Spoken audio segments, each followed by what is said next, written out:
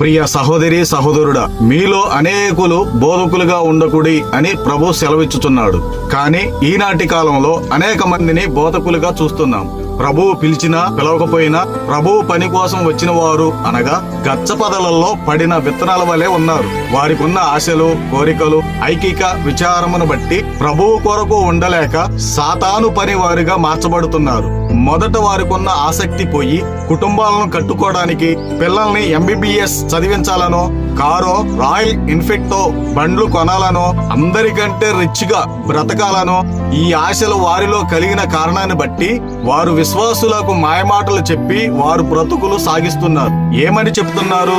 ప్రభువుకి ఇస్తే మీరు ఆశీర్వదింపబడతారు, ప్రభువుకు ఇవ్వకపోతే శపింపబడతారు, దశమ భాగం దేవునిది, ఆయనకు ఇవ్వకపోతే నాశనం అవుతారు అని విశ్వాసులను మభ్యపెడుతూ ఉంటారు. పౌలు గారు సంఘంతో మాట్లాడుతూ, నేను మీ దగ్గర నుండి బంగారమునైనను వెండినైనను వస్త్రములనైనను దేనిని ఆశింపలేదు. నా స్వహస్తాలతో పని చేసుకొని నా కడుపు నింపుకొని ప్రభువు పరిచర్య చేస్తున్నాను. దీనికి మీరే సాక్షులు.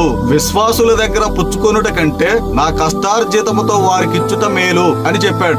ఆదిమ అపోస్తులు విశ్వాసుల దగ్గర చెర అనగా కదిలేవి, స్థిర అంటే కదలనివి అంటే భూములు అమ్మి అపోస్తుల పాదాల దగ్గర పోసేవారు. కానీ పౌలు గారు వాటిని తీసుకొని ఆయన కొరకు వెనక వేసుకోలేదు. తిరిగి అందరి విశ్వాసులకు సమానంగా పంచిపెట్టి ఏమి మిగిల్చుకోకుండా వెళ్లిపోయేవాడు మరో చోటికి సువార్త ప్రకటించుటకు. ఈ రోజుల్లో దశమ భాగం లేకుండా ఎంతమంది సువార్త ప్రకటిస్తున్నారు? ఒక విశ్వాసి దగ్గర ఏమి ఆశింపకుండా విశ్వాసి యొక్క హృదయాన్ని మాత్రమే మార్చగల సేవకులు ఎంతమంది ఉన్నారు? యేసేపు అంటే జోసఫ్. యోసేపు ఒంటిపై రంగుల వస్త్రాలు ఉన్నవి గాని ఆయన పరిశుద్ధంగానే ఉన్నాడు. ఈనాటి సేవకులు పైన పరిశుద్ధంగా కనిపిస్తూ లోపల రంగులు మార్చే ఊసర వెల్లిని పోలి ఉన్నారు. విశ్వాసులు ఎందుకు గ్రహించలేకపోతున్నారంటే అంత కుయుక్తిని పాటిస్తున్నాడు. చెప్పడానికి బోధ ఓ సూపర్, వాక్కు చాతుర్యం బాగానే ఉంది, చూడడానికి పరిశుద్ధంగా కనిపిస్తాడు, కానీ జీవితం మాత్రం కంపు. వ్యభిచారిని